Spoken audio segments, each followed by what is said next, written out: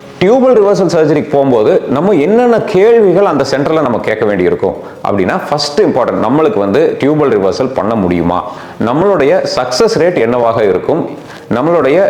Tubal reversal surgery பண்ணாமல் எனக்கு வேற என்னென்னலாம் ஆல்டர்னேட்டிவ்ஸ் இருக்குது நேச்சுரலாக கன்சீவ் ஆகிறதுக்கு.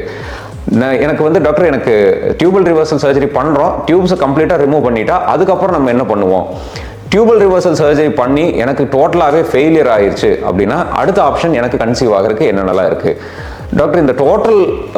டியூபல் ரிவர்சல் சர்ஜரிக்கு காஸ்ட் ஃபேக்டர் எவ்வளோ ஆகும், டியூபல் ரிவர்சல் சர்ஜரி பண்ணால் நம்ம நேச்சுரலாகவே கன்சீவ் ஆக முடியுமா, டியூபல் ரிவர்சல் சர்ஜரி பண்ணால் நம்ம கன்செப்ஷன் வந்து கண்டிப்பாக சிசேரியன் தான் பண்ணுமா இல்லை நார்மல் டெலிவரி நடக்கிறதுக்கு வாய்ப்பு இருக்கா,